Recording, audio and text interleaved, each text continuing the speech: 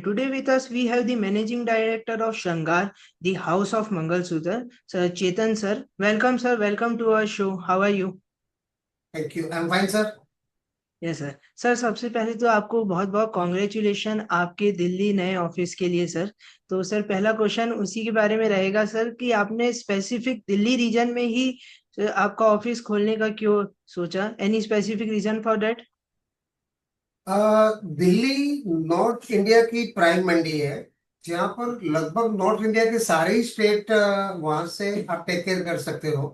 तो सबसे बड़ी बात ये थी कि नॉर्थ के हमारे रिटेल भाइयों के लिए, वहाँ हमारे होलसेलर्स या डिस्ट्रीब्यूटर्स के लिए सुविधाजनक हो, वहाँ पे उनको माल देखना या हमें डिस्पैच करना। उसकी वजह से मुझे ऐसा लगा कि दिल्ली एक ऐसा सेंटर है जहाँ से हमारी नॉर्थ इंडिया की पकड़ और भी मजबूत हो सकती है।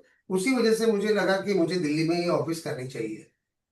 और सर जैसे अभी IIJS आ रहा है तो आपकी क्या प्रिपरेशन चल रही है और क्या नया देखने को मिलेगा आपकी ब्रांड की तरफ से हमें वहाँ शो में?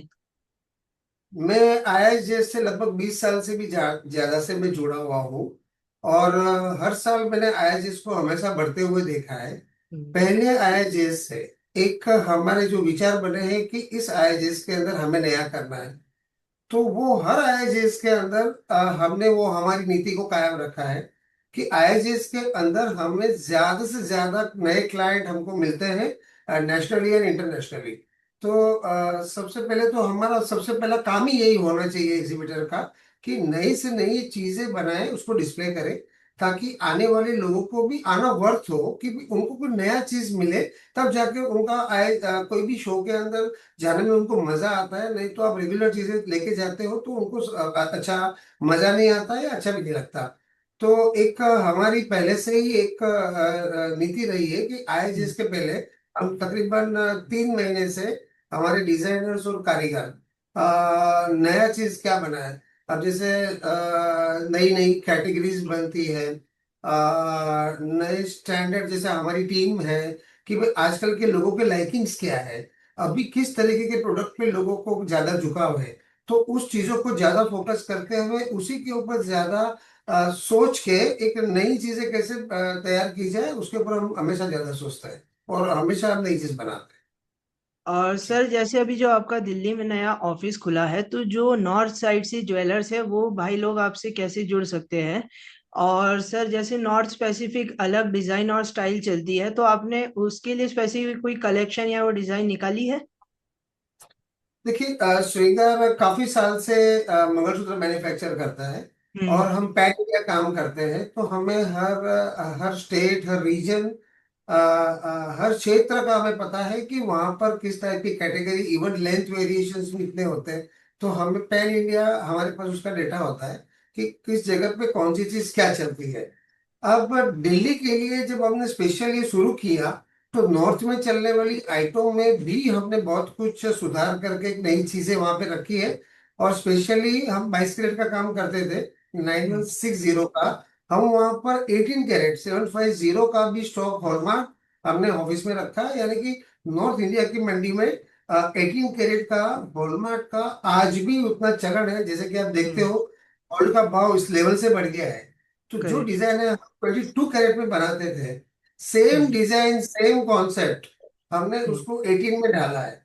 तो अब वो सारी चीजें 18 कैरेट में भी दिल्ली ऑफिस में अवेलेबल हो गई है। तो नॉर्थ इंडिया की जो नीड है, हम्म। वहाँ जो चलने वाली चीजें हैं, उसका पूरा ध्यान रखते हुए हमने हमारी इन्वेंट्री वहाँ मेंटेन की है। और सर जैसे अभी आपने रेट की बात करी तो गोल्ड का रेट तो अभी दिन पर दिन बढ़ता ही जा रहा है। तो स्पेसिफिक सर मेरा क्वेश्चन ये था कि रेट इतना बढ़ने की वजह से क्या कंज्यूमर है उनके चॉइस प्रेफरेंस में कोई डिफरेंस आया है? जैसे कि पहले जो 22 कैरेट की ज्वेलरी लेते थे अब क्या वो 12 कैरेट या 14 कैरेट पे शिफ्ट हुए सर? ऐसा कोई आपको इंडस्ट्री में चेंज देखने को मिला? ग्रेजुअली तो एक चेंज हमने इमीडिएट तो ये देखा है कुछ सालों से, कि जैसे ही गोल्ड ग्रेजुअली बढ़ा है, तो हाँ। सबसे पहले 22 कैरेट से 18 कैरेट, बट सारा हॉलमार्क, चाहे 22 कैरेट हॉलमार्क हो चाहे 18 कैरेट हॉलमार्क हो, तो उससे काफी मात्रा में उसकी वैल्यू कम हो जाती है। दूसरी हम्म। बात, ज्यादा से ज्यादा उसी डिजाइन को कितना वेट हम कम कर सकते हैं, क्योंकि गोल्ड का रेट इतना हैवी हो गया है बहुत। कि लोगों को अफोर्ड करना मुश्किल हो जाता है। उसके लिए ज्यादा से ज्यादा कितना कम कर सकते हैं इस वेट का, जो ड्यूरेबिलिटी के साथ, ऐसा नहीं कि भाई वेट कम कर दिया और ड्यूरेबल ही क्वालिटी। नहीं है प्रोडक्ट, ऐसा नहीं हम्म। हो। उसका ध्यान रखते हुए हमने सबसे पहला काम ग्रेजुअली करते गए। अब ये भाव बढ़ने का कोई अंत नहीं दिख रहा है। और करेक्ट। जितना पैसे बेस्ट कर सकते हैं, उतना ड्यूरेबिलिटी को ध्यान में रखते हुए और लोगों को पसंद आने वाली डिजाइनों में कोई कॉम्प्रोमाइज नहीं करते हुए हमने इसका बहुत बड़ा स्टेप उठाया है। और आने वाले दिनों में ये लोगों को बहुत पसंद आएगा, ऐसा मेरा मानना है। सर लास्ट में आप जाते जाते जो रिटेल कंज्यूमर और जो ज्वेलर भाई लोग हैं, उनके लिए आप कुछ ऐसा मैसेज देना चाहेंगे? फर्स्ट रिटेलर के लिए कि क्या अभी गोल्ड लेना चाहिए या क्या ऐसे?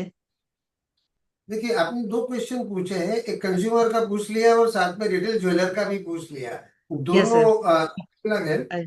मैं B2B मार्केट में काम करता हूँ। मैं मैन्युफैक्चरर ऑफ मंगलसूत्र। यस। मैं हमारे ज्वेलरी फैकल्टी जितने भी B2B के काम करने वाले लोग हैं, जैसे हमारे यस। रिटेल शोरूम के भाई जितने भी हैं या हम्म। मेरे मैन्युफैक्चर भाई भी हूँ, मैं हमेशा हम्म। एक ही चीज कहूंगा कि मैं काफी साल से इस ट्रेड में हूँ।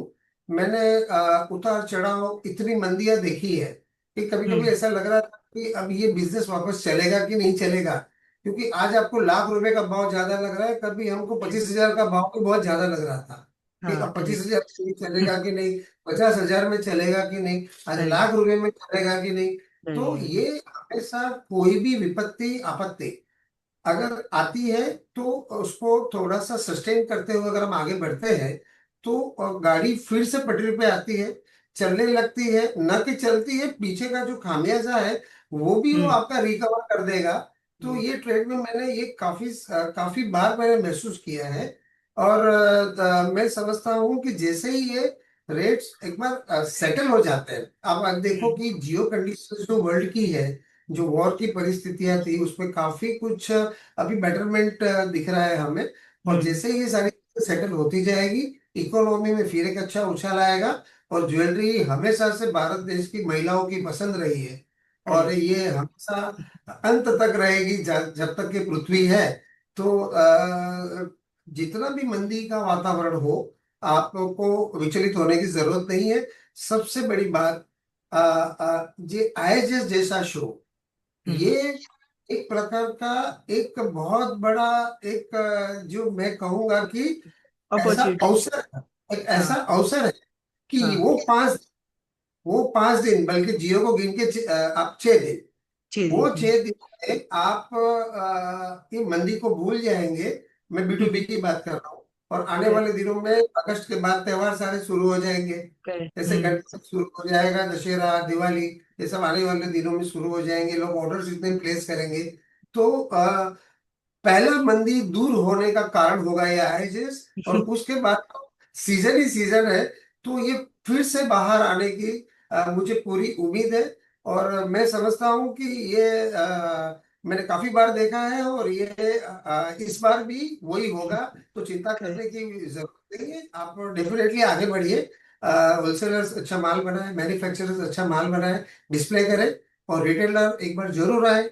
और मैं कहूँगा आईएसएस में जरूर आए, बल्कि श्रृंगार के स्टॉल पे भी जरूर आए। और नई चीजें लोगों की देखो आप। और जो भी आप परचेज करोगे आने वाले सीजन के अंदर, डेफिनेटली आपको उसका फायदा होगा। Rishabh ji. Yes. Yes sir. Thank you sir, ये आपने दोनों के लिए गाइडेंस के लिए अच्छी दे दिया। तो ये थे हमारे साथ Chetan sir. Thank you sir, thank you for so much for coming our show. Thank you. Thank you so much.